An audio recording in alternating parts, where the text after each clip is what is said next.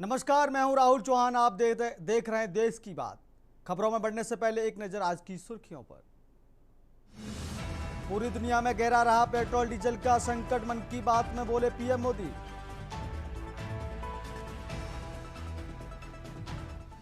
असम में गरजे अमित शाह, विपक्ष पर किए चौतरफा प्रहार, कहा घुसपैठिया मुक्त प्रदेश बनाने के लिए भाजपा को वोट करें।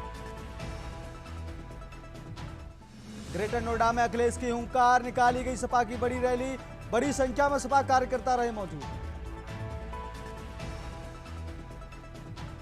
गुजरात में दलित आदिवासियों पर बढ़ते अत्याचार का आरोप, राहुल गांधी ने उठाया ऊना कांड का मुद्दा।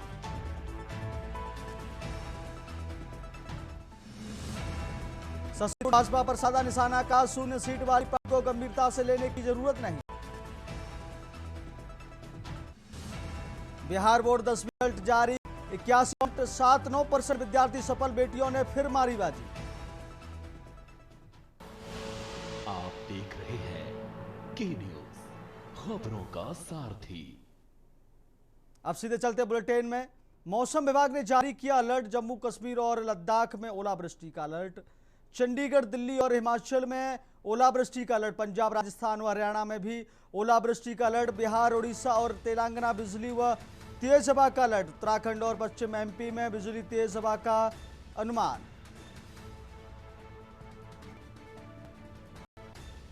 चंडीगढ़, दिल्ली और हिमाचल में ओलावृष्टि का अलर्ट जारी गया है।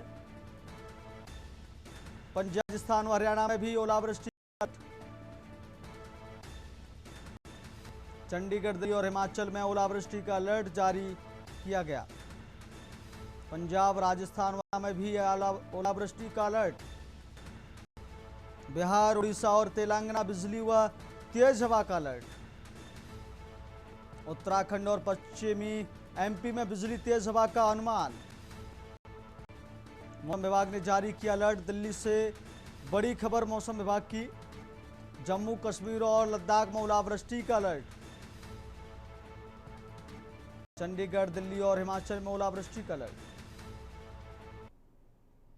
फरीदाबाद सेक्टर 15 स्थित ऐतिहासिक श्री जगन्नाथ मंदिर, जिसका शिलान्यास पूर्व राष्ट्रपति आर वेंकटरामन द्वारा 1985 में किया गया था, आजकल श्रद्धा के बजाय विवादों का केंद्र बन गया है। मंदिर के प्रबंधन और ट्रस्ट के नियंत्रण को लेकर दो गुटों के बीच शुरू हुआ विवाद अब हिंसक रूप ले चुका है। ताजा घटनाक्रम में मंदिर परिसर के भीतर जमकर हंगामा और धक्का मुक्की हुई, जिसमें एक व्यक्ति को गंभीर चोटें आई हैं।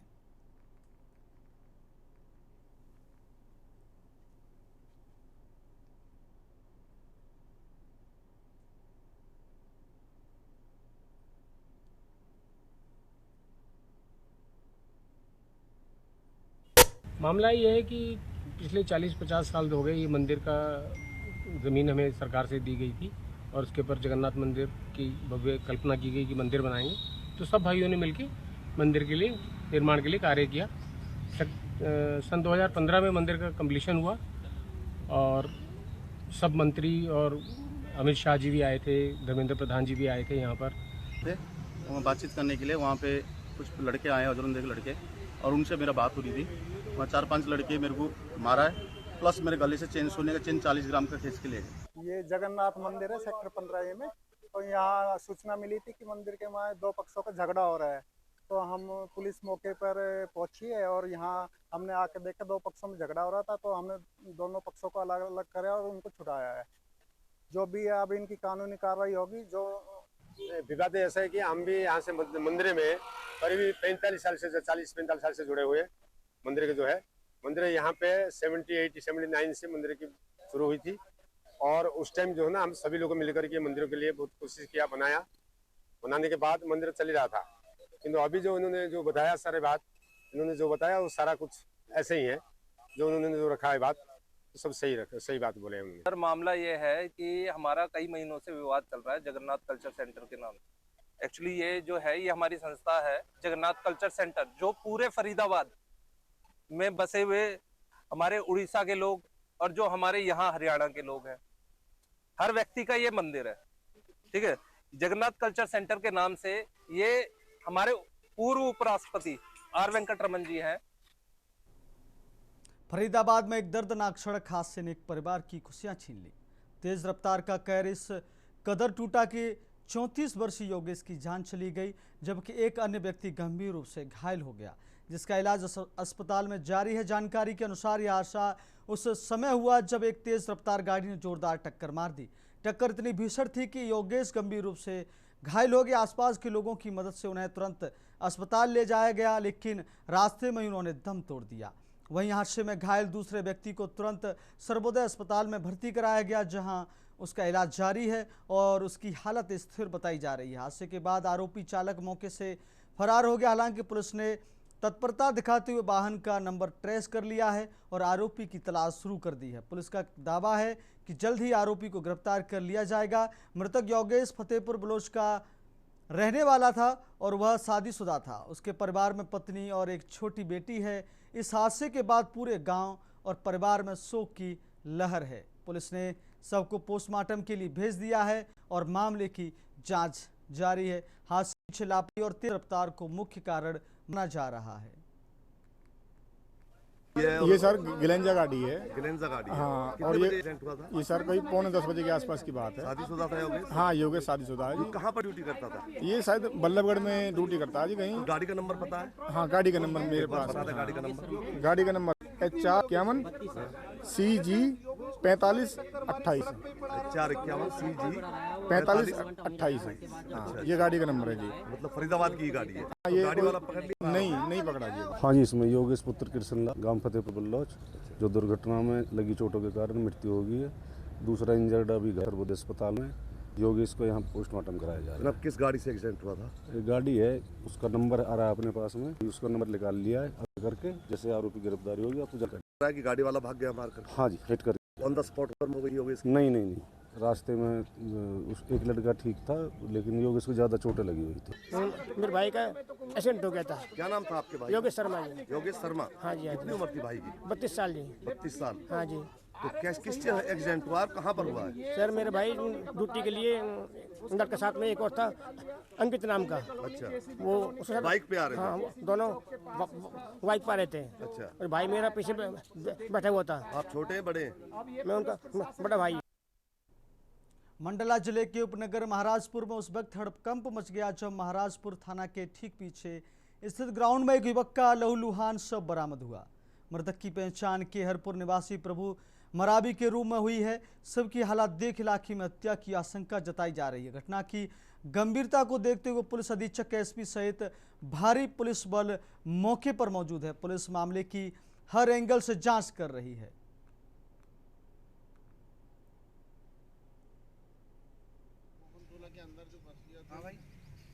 अभी जो ये शरीर की जानकारी मिली है, इसमें कुछ चोट के निशान हैं, जिसके आधार पर इसको अभी स्थानीय पुलिस की मुखबिरों से आइडेंटिफाई कराने का प्रयास किया गया है। तो संभवतः ये खैरपुर ग्राम का रहने वाला व्यक्ति था।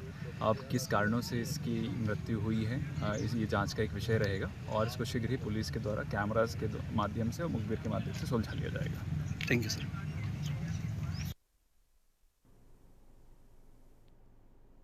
श्रावणी मेला 2026 की तैयारियों को लेकर उपायुक्त अभिजीत सिन्हा की अध्यक्षता में समीक्षा बैठक आयोजित की गई। बैठक में बासुकीनाथ धाम मेला क्षेत्र में किए जाने वाले विभिन्न कार्यों पर विस्तार से चर्चा की गई और संबंधित अधिकारियों को आवश्यक दिशा निर्देश दिए गए। उपायुक्त ने शिवगंगा के जल की स्वच्छता बनाए रखने के लिए पंप इन और पंप आउट व्यवस्था लागू करने के निर्देश दिए। साथ ही क्षतिग्रस्त सीढ़ियों के निर्माण और मरम्मत कार्य को शीघ्र पूरा करने तथा शिवगंगा के पास जलार्पण काउंटरों की संख्या बढ़ाने और अतिरिक्त काउंटर बनाने को कहा। उन्होंने मंदिर परिसर में होमगार्ड की नियमित तैनाती सुनिश्चित करने, मेला क्षेत्र के शुद्धिकरण कार्य समय पर पूरा करने, पार्किंग व्यवस्था को सुव्यवस्थित करने तथा सड़कों और अन्य बुनियादी सुविधाओं को दुरुस्त करने पर विशेष जोर दिया। बैठक में सहायक समाहर्ता, अनुमंडल पदाधिकारी, जरमुंडी BDO सह CO सहित अन्य संबंधित अधिकारी उपस्थित रहे।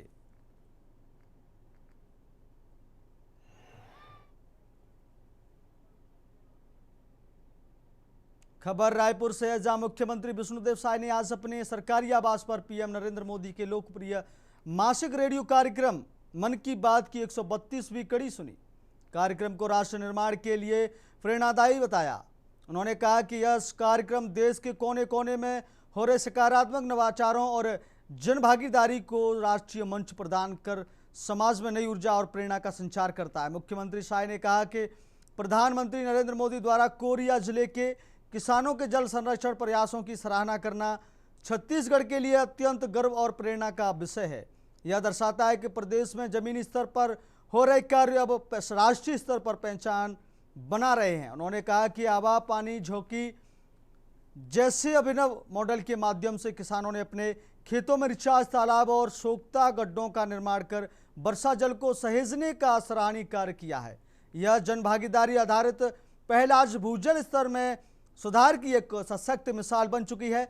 अन्य क्षेत्रों के लिए भी मार्गदर्शक बन रही मुख्यमंत्री ने कहा कि प्रधानमंत्री नरेंद्र मोदी के नेतृत्व में जल संरक्षण अब एक जन आंदोलन का रूप ले चुका है और छत्तीसगढ़ में भी इसे जन भागीदारी से जोड़ते हुए व्यापक स्तर पर कार्य किए जा रहे हैं। उन्होंने प्रदेशवासियों से जल संरक्षण को अपने दैनिक जीवन का हिस्सा बनाने और इसमें सक्रिय भागीदारी निभाने का आह्वान किया। मुख्यमंत्री शाह ने कहा कि मन की बात कार्यक्रम में प्रधानमंत्री द्वारा मत्स्य उत्पादन में आत्मनिर्भरता, फिटनेस को बढ़ावा, शुगर इंटेक में कमी और खेलों के लिए अनुकूल वातावरण निर्माण जैसे विषयों को समेटकर इस कड़ी को अत्यंत उपयोगी और प्रेरणादायी बना दिया। मुख्यमंत्री शाह ने पश्चिमी एशिया में उत्पन्न परिस्थितियों के संदर्भ में प्रधानमंत्री नरेंद्र मोदी द्वारा एक गए संदेश का उल्लेख करते हुए कहा कि केंद्र और राज्य सरकारें समन्वय के साथ कार्य कर रही हैं, जिसके सकारात्मक परिणाम देखने को मिल रहे हैं। उन्होंने प्रदेशवासियों को आश्वासित किया कि छत्तीसगढ़ में पेट्रोलियम उत्पादों की पर्याप्त उपलब्धता है। नागरिकों से अफवाहों से दूर रहने की अपील की।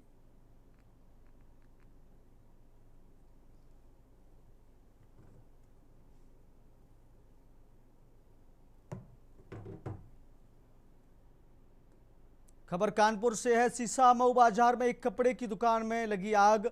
आग लगने से पूरे बाजार में मचा हड़कंप। दीप गारमेंट नाम से संचालित है दुकान। आग लगने का कारण शॉर्ट सर्किट बताया जा रहा है। सीसामऊ थाना क्षेत्र के सीसामऊ बाजार का मामला। कानपुर से बड़ी खबर आपको बता रहे हैं। दीप गारमेंट नाम से संचालित है दुकान, जहां आग लगी है। आग लगने का कारण शॉर्ट सर्किट बताया जा रहा है। बड़ी खबर कानपुर से आपको बता रहे हैं। आग लगने से पूरे बाजार में हड़कंप मच गया। दीप गारमेंट नाम से संचालित है दुकान। सबसे बड़ी खबर कानपुर की। आग लगने का कारण शॉर्ट सर्किट बताया जा रहा है।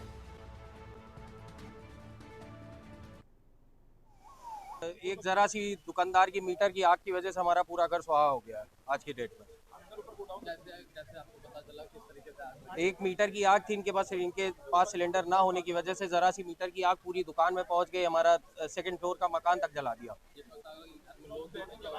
एक छोटा हमारा 3 साल का बच्चा था, हमारे माता पिता, हमारी वाइफ, बहन सब थे।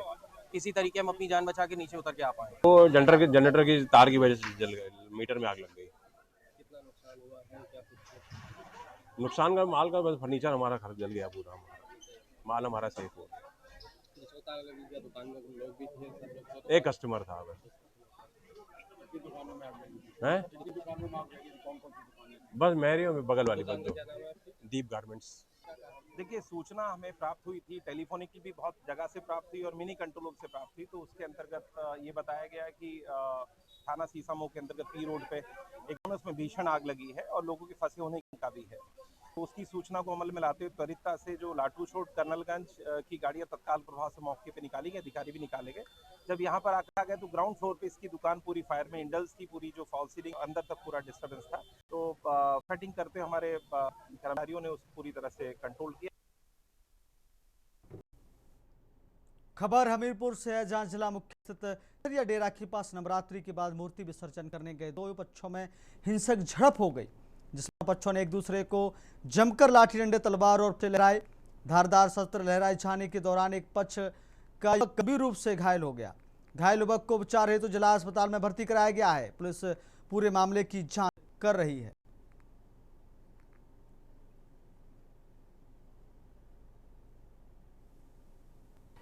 विसर्जन हो रहा था देवी वाला, वहाँ 2 लोग की लड़ाई हो रही थी। वहाँ हम लोग डांस कर रहे थे, हमने देखा लड़ाई हो रही थी, बीच में बचाओ हम लोग चले गए।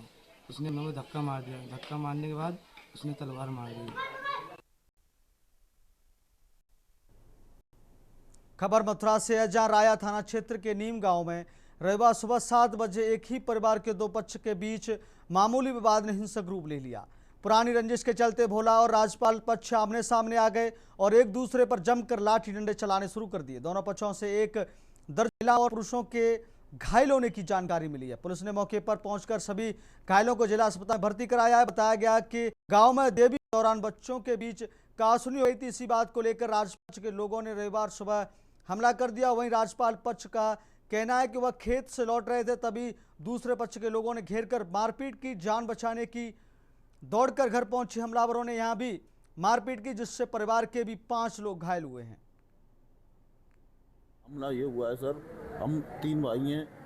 हम तीनों भाई सुबह खेत के लिए गए थे, वहाँ से लौट के आए। बच्चों में विवाद सा हो गया था। मेले के दिन लौट गए। एक भाई मेरा बीच में पकड़ लिया था, वो मारा था। चाचा जी बचाने आए, मैं चाचा जी को बचाने गया, मैं भी मारा था उन्होंने। वो दबंग लोग हैं, पुलिस वाले हैं 2-3। वो कहते साले गांव से उखाड़ देंगे हम तुमको। हाँ, दूसरा परिवार है वो। अलग-अलग रहते हैं सब? हाँ, सब लोग अलग-अलग रहते हैं, परिवार भी अलग है। वो कम से कम 25 लौंडे हैं उनके। हम तो 2-3 जने हैं बस। आप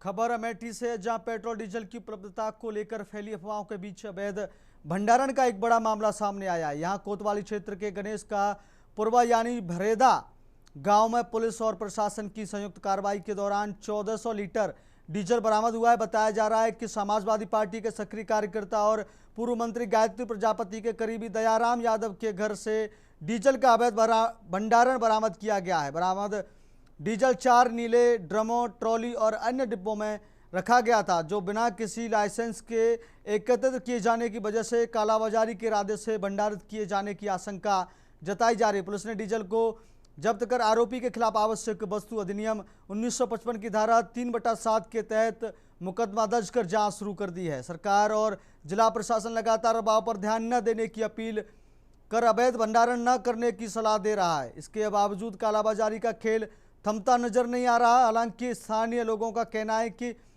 फैसलों का सीजन है, इसलिए लोग कंबाइन मशीन मालिकों और पेट्रोल पंप संचालकों की भूमिका पर सवाल उठा रहे हैं। अब देखा तो यही जाता है कि 2-2 ट्रैक्टर हैं। एक मतलब ये वो गाड़ी है, क्या कहते हैं, चक्का राइस मिल है, मतलब क्या कहते हैं, इसी समय मूसा बनाने की भी मशीन है। हाँ, मूसा बनाने की मशीन भी है। तो इसी समय खपत होता है और बेचा नहीं जाता। हमारे पास कल परसों हम रात में लाख का, उसके बाद ड्रम टाली पे लदा वैसे खड़ा था। रात में 12 बजे स्थानीय पुलिस सीओ तक आके छापा मारने के बाद से पूछा, हमने कहा कि हम लाए हैं तेल, टाली पे लदा खड़ा हुआ है। उसके बाद हम तो किसान आदमी हैं। इतना हम जानते हैं कि यहाँ 2 ठोर की मशीन है जी, 4 ठोर ट्रैक्टर है जी, एक फुलर चलने वाली जी गाड़ी है जी, बहना एक कटाई, दराई और किसानी की जो भी काम है ये वही करते हैं।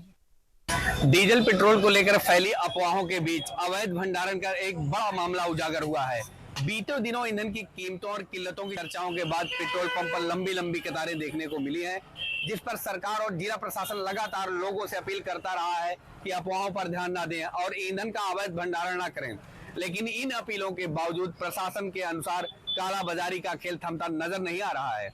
इसी कड़ी में कोतवाली क्षेत्र के गणेश का पुरवा भरेथा गांव में पुलिस और प्रशासन की संयुक्त कार्रवाई के दौरान अवैध ईंधन भंडारण का बड़ा मामला प्रकाश में आया है। बताया जा रहा है कि समाजवादी पार्टी के सक्रिय कार्यकर्ता और पूर्व मंत्री गायत्री प्रजापति के करीबी दयाराम यादव के घर से करीब 1400 लीटर डीजल बरामद किया गया है। बड़े भैया, जो भंडारण की खबर निकल के आ रही है, ये कहाँ तक उचित है? क्या वो किसान थे या क्या मामला है पूरा? जो है देखिए, वो क्या थे उनको मैं नहीं जानता हूँ, लेकिन जहाँ तक कानून सम्मत बात है तो किसी को डीजल या पेट्रोल जैसी चीज़ें बगैर लाइसेंस के स्टॉक करने की इजाज़त नहीं है। और अगर उनके पास कंबाइन मशीन और ट्रैक्टर, जैसा कि सुनने में आ रहा है कि सारे यंत्र मौजूद हैं, तो उनको ये चाहिए कि उन्हीं यंत्रों में अपना डीजल फुल करा लें। अधिक से अधिक ये कर सकते थे, लेकिन जब देश में जो है वो क्राइसिस जैसी बात सुनने में आ रही है तो उनको भी ये ध्यान रखना चाहिए कि और भी लोगों के पास ट्रैक्टर है और भी लोगों के पास 4 व्हीलर वाहन है, सभी को चीज़ें पर्याप्त मात्रा में मिलें, ये जिम्मेदारी एक नागरिक होने के नाते भी बनती है। कि उनके यहाँ जो जिस प्रकार से कृषि यंत्र हार्वेस्टर है, उनके यहाँ थ्रेशर वगैरह डीजल का उनके यहाँ खपत डेली है, उनको ज़रूरत थी, उनको ज़रूरत है। इसमें जो है कृषि कार्यों में लोग गेहूँ की कटाई वगैरह शुरू होनी है, तो इतना डीजल उनका कोई बहुत बड़ा स्टॉक नहीं था। उनको जिस प्रकार से डेली की खपत है वो हमेशा इतना स्टॉक लेके चलते थे जब भी ये खेती किसानी का कार्य बढ़ता था। अब उसको पेट्रोल पंप मालिक की ही गलती माना जाए कि अगर उनको अगर जानता है डंपिंग कर रहा है तो उसको देने नहीं चाहिए था। वो अगर ट्रैक्टर लेके गया होगा, टंकी लेके गया होगा, ड्रम लेके गया होगा, उसमें भराया होगा तो उनको वहीं रोकना चाहिए था। और अगर उसने स्टॉक कर लिया और मान लीजिए उसके यहाँ खपत है कि कोई अवैध भंडारण तो हम नहीं कह सकते जी। मैं आपको बता दूं, ये अब अवैध तरीके से जो डीजल और पेट्रोल आपदा में अवसर ढूंढने का काम कर रहे थे, निश्चित तौर पर ये अपराधी हैं। जब देश जो है संकट से गुजर रहा हो तो समय देश के साथ कदम ताल करना चाहिए और सरकार के साथ रहना चाहिए। क्या मैं जानना चाहता हूँ, पूरे धरती पर इन्हीं के पास ट्रैक्टर और जो है बोलेरो धान गेहूँ कटाई मशीन है? बहुत ऐसे लोगों के पास है जिन्होंने अपना धैर्य का परिचय दिया और इस तरह का काम नहीं किया। बिल्कुल, अभी जैसे भाई साहब बता रहे थे कि निश्चित रूप से केवल अकेले एक व्यक्ति की ही यह कमी नहीं है, जो टंकी मालिक थे जहां से उनको डीजल मिला है और उनको भी जो है उनके ऊपर भी कार्रवाई होनी चाहिए। वो इसलिए होनी चाहिए कि उनको भी, जहां अभी 2 दिन पहले 500 रुपए तक के डीजल लेने के लिए लोगों में क्राइसिस था, नहीं मिल रहा था, ऐसे में एक ही व्यक्ति को कैन में और ड्रमों में 1 लाख रुपया डीजल दिया जाना निश्चित रूप से जो है वो जो है टंकी मालिक की लापरवाही को भी स्पष्ट रूप से देखा जा सकता है। जो है राघवेंद्र पांडे, के न्यूज। वक्त हो गया छोटे से ब्रेक का, ब्रेक के बाद फिर हाजिर होंगे।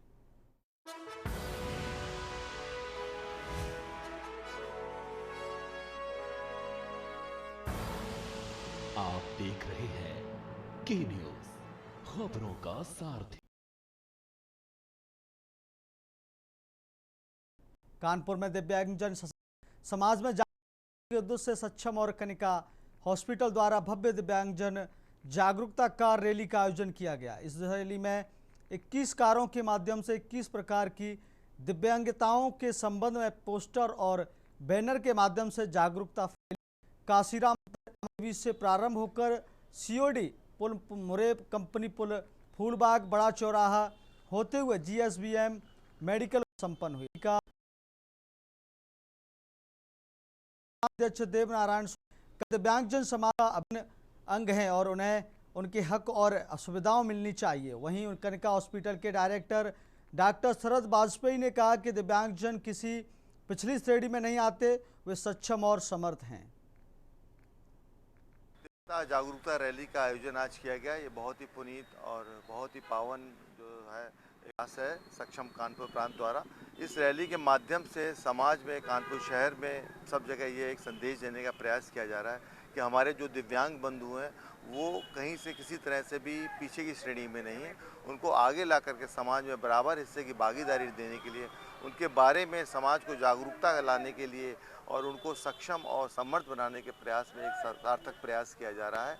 ये हमारी रैली माननीय कांसीराम हॉस्पिटल से और मेडिकल कॉलेज कानपुर तक जा रही है, जिसमें हम लोग समाज को ये संदेश देना चाहते हैं कि दिव्यांगजन समाज का अभिन्न अंग है। इनको समानता, समानुभूति और समानता का व्यवहार की अपेक्षा करते हैं। इनको समाज की मुख्य धारा में लाने के लिए आज समाज का प्रबुद्ध वर्ग हमारे साथ जुड़ा हुआ है।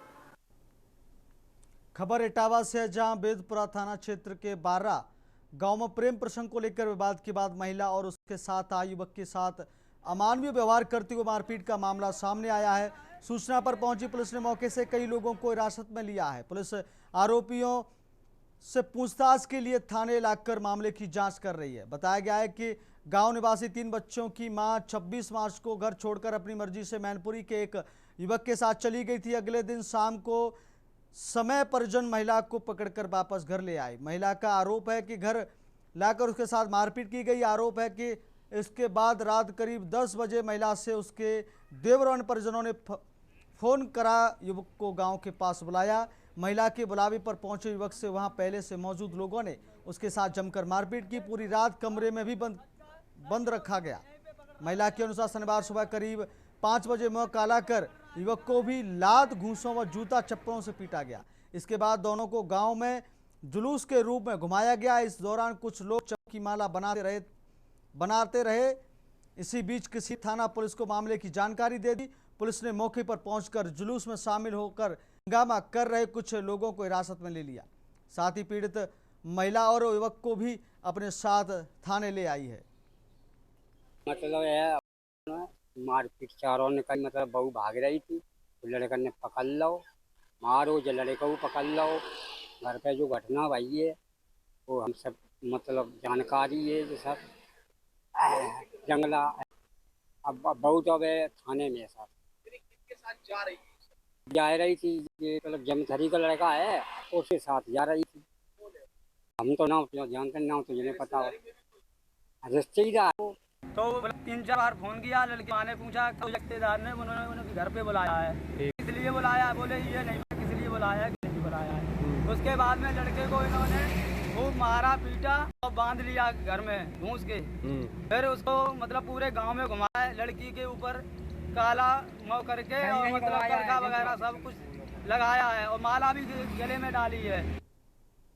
उत्तर प्रदेश के रामपुर से खबर है, जहां एक मुखबिर नाबालिग बच्ची के साथ दुष्कर्म का आरोप लगा है। जानकारी के मुताबिक 15 वर्षीय किशोरी घर में अकेली थी, तभी पड़ोस में रहने वाले एक युवक ने मौके का फायदा उठाकर घर में घुस आया और उसके साथ जबरदस्ती दुष्कर्म किया। बताया जा रहा है कि पीड़िता बोलकर और सुन नहीं सकती, ऐसे में उसने इशारों के जरिए अपनी मां को पूरी घटना के बारे में बताया। पीड़िता की मां का आरोप है कि आरोपी युवक ने वारदात के बाद बच्ची को जान से मारने की धमकी देते हुए फरार हो। जानकारी के मुताबिक बच्ची की मां जब घर लौटी तो किशोरी रोती हुई मिली, जिसके बाद इशारों में पूरी आपबीती सामने आई। घटना की जानकारी मिलते ही पीड़िता की मां ने पुलिस को तहरीर दी, जिसके आधार पर कोतवाली ठांडा पुलिस ने पॉस्को एक्ट समेत धारा 333, 65/1, 351/3, 3 और 4/2 के तहत आरोपी के खिलाफ मुकदमा दर्ज कर पीड़िता को मेडिकल के लिए भेज आगे की कार्रवाई में ली है। थाना टांडा अंतर्गत एक बच्ची के द्वारा गार्जियन द्वारा एक शिकायत की गई, जिसमें दुष्कर्म का आरोप लगे एक अभियोग पंजीकृत कराया गया है। वो आज अभियोग पंजीकृत कर दिया गया है। हम लोग लड़की को मेडिकल के लिए भेज रहे हैं और शीघ्र ही इसमें बयान इत्यादि लेकर के अभियुक्त की गिरफ्तारी करेंगे। अच्छा, जो चौमा ब्लॉक के गांव भोगांव में सुबह तड़के गैस सिलेंडर फटने से एक बड़ा हादसा हो गया। धमाका इतना जोरदार था कि पूरे मकान में दरारें पड़ गईं। गनीमत यह रही कि बिजली कटौती के कारण बच्चे दूसरे कमरे की छत पर सो रहे थे, जिससे उनकी जान बाल बाल बच गई। जानकारी के अनुसार गांव भोगवा निवासी रामवती 35 वर्ष पत्नी स्वर्गीय दिगंबर मजदूरी कर अपने 4 बच्चों को पालन पोषण करती है। रविवार सुबह करीब 5 बजे रामवती रसोई में चाय बनाने के बाद बाहर पशुओं को चारा डालने गई थी। इसी दौरान अचानक रसोई में रखे गैस सिलेंडर में भीषण विस्फोट हो गया। धमाका इतना तेज था कि आसपास के घरों की दीवारें हिल गईं और रामवती का 2 कमरों का मकान पूरी तरह क्षतिग्रस्त हो गया। इस हादसे में एक चमत्कारिक पहलू यह रहा कि सुबह करीब 4 बजे गांव की बिजली कट गई थी। गर्मी और उमस के कारण रामवती के चारों बच्चे कमरे से निकलकर दूसरे पक्के कमरे की छत पर सोने चले गए थे। यदि बिजली न जाती और बच्चे कमरे के अंदर सो रहे होते तो बड़ा जानहानि हो सकती थी। धमाके की आवाज़ सुनकर ग्रामीण दहशत में आ गए और मौके की ओर दौड़ पड़े। चारों ओर धूल का गुब्बार और मलबे का ढेर नजर आ रहा था। पीड़ित रामवती ने बताया कि यह बेहद गरीब है और मेहनत मजदूरी कर अपना गुजारा करती है। इस हादसे में उसकी पूरी गृहस्थी, खाने पीने का सामान और कपड़े मलबे में दबकर नष्ट हो गए हैं।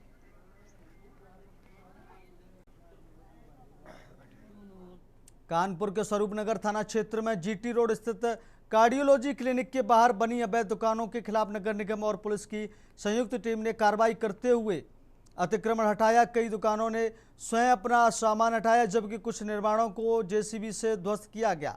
अधिकारियों ने बताया कि यह अभियान लंबी समय से मिल रही अतिक्रमण शिकायतों के बाद चलाया गया। प्रशासन ने स्पष्ट किया कि शहर में अवैध कब्जों के खिलाफ कार्रवाई लगातार जारी रहेगी। नाम छोड़ के हम ऐसे बता देते हैं, मुद्दे पे आ जाते हैं। ये तोड़ फोड़ जो है ये शासन प्रशासन की कम है, ये किसी अधिकारी के दिमागी फितूर की ज़्यादा है, जिसको ये गरीब लोग 50 साल से जो अपनी रोजी रोटी अपने परिवार के लालन पोषण कर रहे थे, वो उनसे बर्दाश्त नहीं हो रही थी। अब क्या है कि सारा काम उन्हीं को करना है, अस्पताल भी चलाना है, दुकान भी चलानी है और दवा भी बेचनी है। तो अगर दुकानें बाहर रहेंगी तो दवा कैसे बिकेगी, अस्पताल कैसे चलेगा, दुकान कैसे चलेगी? सिंपल सी बात ये है। इस दुकान में एक दुकान बनता हूँ NS diesel petrol D Kanpur. यहाँ पे अतिक्रमण हो रखा था, जिसकी शिकायत यहाँ पे उच्च स्तर से जैसे कार्डियोलॉजी के डायरेक्टर साहब हैं और IGRS है, कई माध्यम से शिकायतें हो रही थी कि यहाँ पर जो हार्ट पेशेंट हैं उनके आने जाने का जो मूवमेंट होता है उसमें रुकावट आती है। फिलहाल इस बुलेटिन में बस इतना ही। नमस्कार।